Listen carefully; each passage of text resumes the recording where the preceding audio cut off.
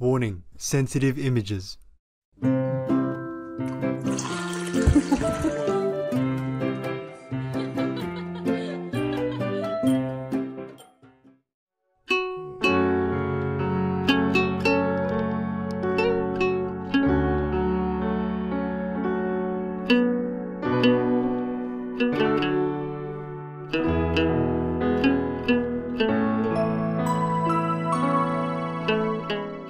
The other day, I talked to you about the 1 meal per day.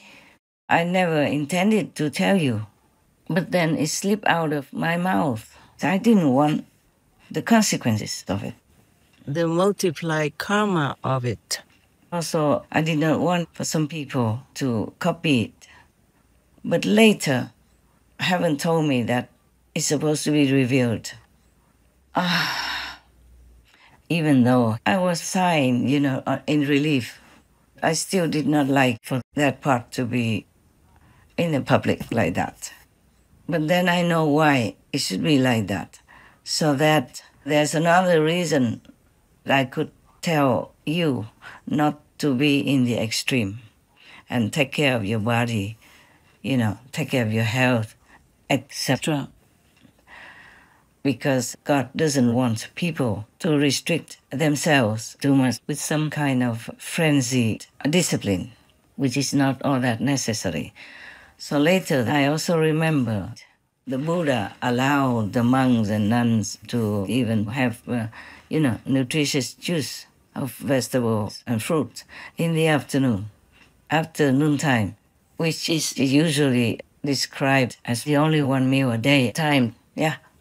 And then I remember so many yogis or practitioners practicing all kinds of punishment for the body. And I asked God if it's really helpful for them to be liberated. Because after all, they did all that for you, no? So God said no. God doesn't want people to hurt your temple.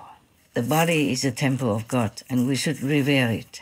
We should take good care of it, reasonably. I mean, not go to the extreme, of course, unless sometimes necessary. Like if you have to go on television, like Supreme Master Television, for example, then you have to dress up accordingly and do some makeup and all that. It's all my idea. I want the people in the world to understand each other, to get to know other nations or other regions' costumes, yes, and traditions. The more they know, the better. So we do all kinds of shows to bring the citizens of the world together in some respectful, loving, understanding spirit, that we should live together in that way. Then we would have peace, harmony, and we will never have war. But that is not enough, of course, because according to the king of war, I asked him, then what to do to destroy this warlike energy, killing energy, to have peace on earth, for people to live on happily, luckily, in the way they should.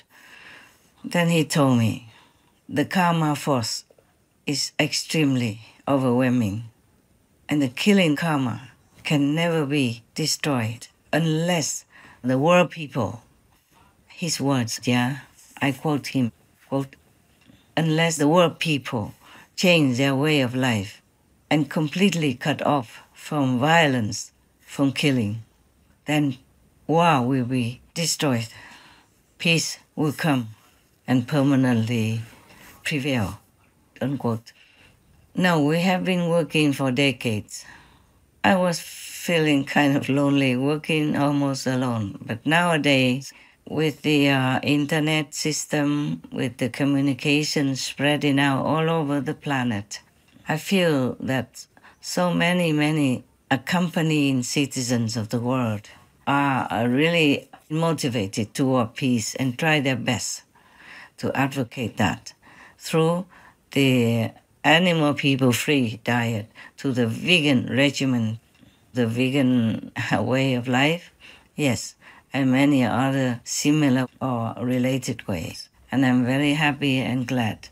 It's just that the number is not yet enough to cover the violent karma of killing.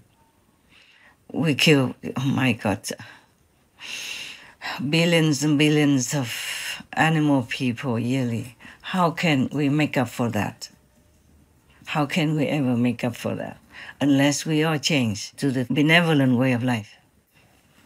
Well, I guess even 5-year-old kids will understand what I'm saying. But the Maya magic is blinding everybody, deafening every ear, and dulling all this conscientious spirit within the heart of humans, mostly. Other animal people contribute less violent karma than us. You see, like, perhaps some animal people cannot be vegan, but humans, we have choice. We have lots of choices, and we can eat anything in the vegetable kingdom and have enough nutrition. That is the thing. We did not have to kill. We do not have to, and we will not have to kill. And we deliberately deny the benevolent way of life and choose to kill, to eat all this dripping blood, flesh, some even eating it raw. To eat animal people meat, when you remember it and think about it, you already feel very yucky. Not to talk about eating flesh that still has blood in it, or even alive. Oh my God. Oh, humans, some are so wicked. Oh, incredible. It's worse than some hell devils. Now we should try to think of how to formulate it again. I wish I could write it down. It would be easier for me to just read it, but I can't write anymore, after editing a lot of shows on Supreme Master TV. I just don't feel like writing that much. I never really loved writing. Only in school or when I was younger, writing poems, expressing my feeling at that present moment. Because it just came out, I just had to write it down. But poems are easier for me because they're short, and also they come out easily. So it was almost like I wrote down what came into my mind, quickly and simply. But the karma stuff and all the things that I have to explain to you are different. It has to be exact, and it has to be truthful. It's not just my personal feeling, but it has to be real and true. So it's more difficult than writing poems or short essays in school. Yeah. So you see, like, even in daily life, I don't write emails or anything. I don't have one anyway. I don't know how. Even if I knew how, I don't know if I like to write emails. Only if I have to write comments, corrections, or suggestions for the Supreme Master TV programs and contact some of my working team members. Otherwise, I just don't write anything except some short notes to remind me of things. And most important things, I mostly don't even note down. Like the conversation with the God of War, I forgot some of the words that he used. Well, it is of similar essence anyway. For example, the karma of violence or the energy of violence is similar, It denotes the same thing. And you will understand anyway what I try to convey to you. But otherwise, except for some idea or something I have to write and I didn't have time, or it was not the time to write to my team members, or I do not want to have any more radiation at the end of the day. I write it down by hand. Otherwise, I don't write to anybody, except when it's work for Supreme Master Television. And that's a lot of work for me already. Because if you wrote down some wrong letters, then you have to rewrite it again. And then you have to arrange it so that you write it at the same place or exact place. in such a small, maybe room of the script for the show. It costs a lot of time. I don't write with 10 fingers even, yeah. With all that, I have enough work to do, and then I have to do inside work as well, you see? So I don't have the inspiration to write the long-winded articles or something anymore. I write only short sentences or short articles, like for slogans or vegan or peace. Yes.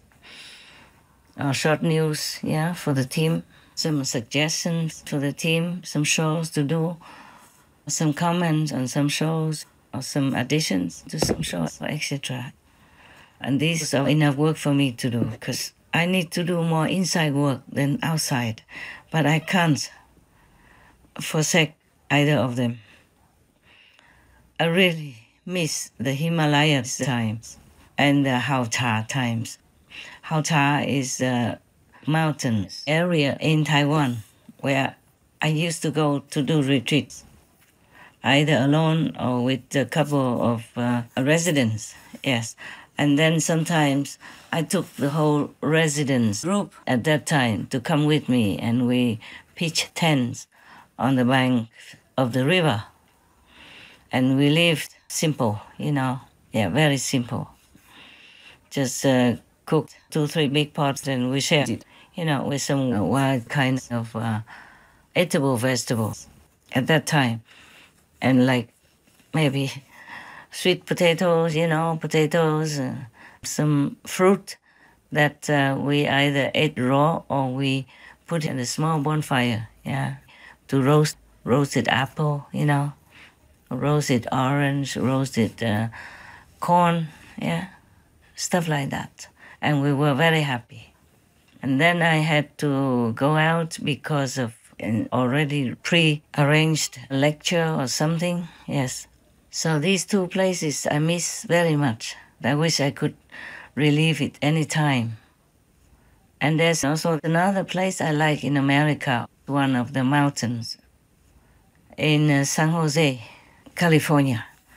And that mountain is the only one that still has trees, plants, and white flowers, you know, that bloom so beautiful in spring. And now if you want to live up there, you have to have permission to build a house, yeah? And then you must make a road to go all the way from the foot of the mountain all the way up to the peak of that small mountain, not very big. But I could not, I didn't want to, because I didn't want to cut trees to make a street. I looked all over around, many hills, many mountains were already all empty. That was almost the only place that had plants and trees, and big trees, you know, so I had no heart to cut them down. I loved that place very much. Every night we just made a small little fireplace, you know, with 3 stones, and collected the dry wood around it to make vegan meals. And we lived in second-hand, fourth-hand, fifth-hand trailer, yes. And there's a little water well, yeah, on that mountain. There is also a lake in the front, which is the water supply for that city. I really loved that very much. I could walk, you know, around all day long to look at the flowers and trees and the lake. I was very happy there. And then I had to leave because the lecture somewhere I was waiting, you know. I was always reluctant to leave, but then I thought, oh, maybe I could come back. But it never happened again that I could come back somehow and live there forever and be a base for myself like that. These couple places, I love to stay there forever because nobody's around, you know, only you and the mountain and the bird people and the trees and some small source of water, yes. And now it's completely different.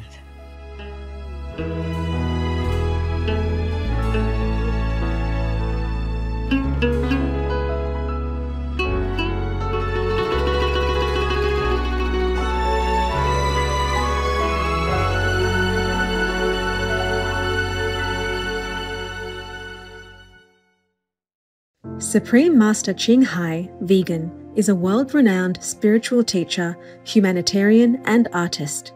To learn more about her compassionate life and teachings, please visit suprememastertv.com/master.